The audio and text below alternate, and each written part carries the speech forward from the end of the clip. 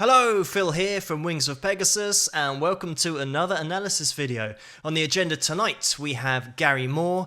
If you've watched me for any length of time, you'll know that Gary Moore was one of my heroes growing up, especially when I was learning to play the guitar. I used him as a reference point all the time. But we're going to be having a little look at a live performance from 1992. The track is Cold Day in Hell, and it's from London, so my neck of the woods. So let's get this on screen and see how Gary gets on.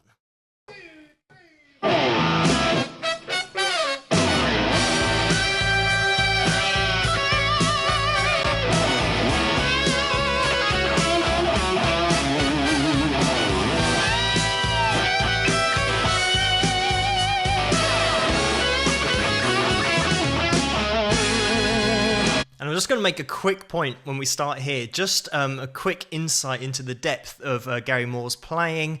If you listen to the vibrato on the notes, sometimes he plays with a fast vibrato and sometimes he plays with a lot wider vibrato. And this is a real sign of somebody who really knows they're playing inside out and can control vibrato. It's kind of when you stay on a note and you wave the note slightly sharp and then coming it back to kind of where the note started, and you get a nice wave kind of effect, or at least that's what you're aiming for. And being able to speed this up and slow it down is a real show of someone's kind of ability and control on the guitar. Lots of players can only do it fast and can't do a slow wide vibrato, whereas it's a really subtle thing, but this is the control that Gary's got. He's just totally in charge of the feel of what he's playing. Anyway, back to the video. So many times you tried to get the best of me.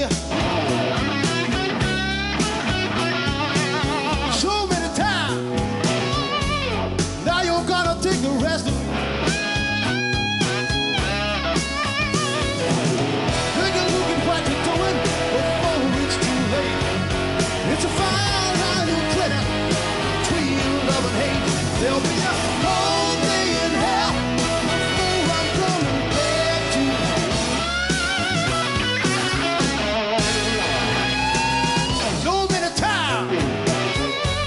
And I love the way that he plays the notes kind of with meaning, and he's not kind of playing speed all the time, even though Gary can. He can play super fast, but he's really controlling it and playing more with the meaning. Another thing about a lot of guitarists is they just play fast all the time and never have that control and the vibrato and the phrasing. So yeah, this is one of those things about Gary that kind of drew me into his playing, was that emotion and the soul in his playing, being such a great blues player. He also played come towards the end of his career. I say end of his career, end of his time here. He started getting into jazz, and I saw some stuff of him playing jazz really well. So yeah, he could really play anything pretty much from what I saw.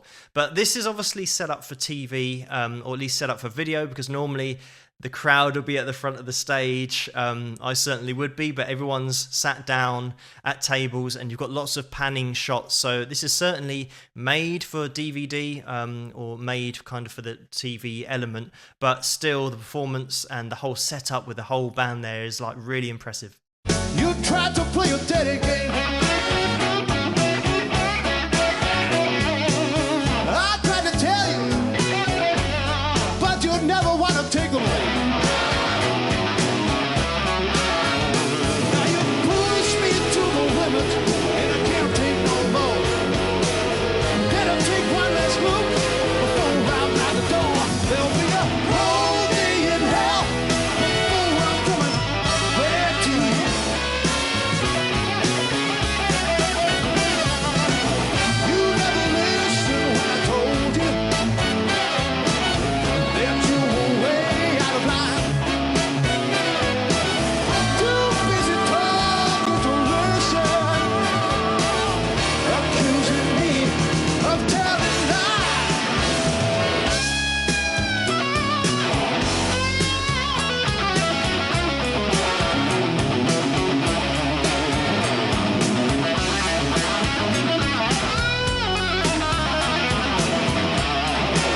And that's what I'm talking about. That's exactly what I'm talking about. That really soulful way of playing with great vibrato control and just dashing in the little bits of speed, the little bits of technique, just to break up the playing. But I mean, Gary could play at a really slow tempo just all the time because of his control of vibrato. He can get every note to sing, but just dabbling in those little bits of technique just to show that he's got so many tools in his arsenal.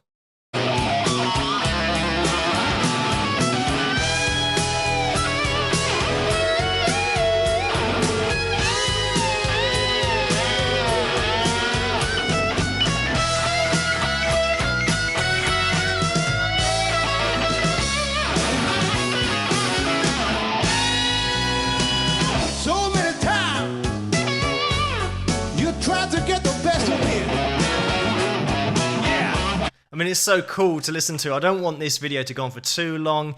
I'm going to put the link to this video in the description below so you can check it out. I highly recommend it. Just the whole band setup with the brass section as well, and it being, so tight, and some of those bends that he was pulling off was, really impressive. Just this playing is a real showcase of his ability for playing the blues and just dabbling in those little bits of technique, and the vibrato's the main thing that especially when I was learning and watching him play, that's the one thing that I saw was different with him than lots of other players. And Brian May was the same as well. They could all do this slow, wide vibrato, and lots of other players just did a really quick vibrato and never varied it. It was just always one speed.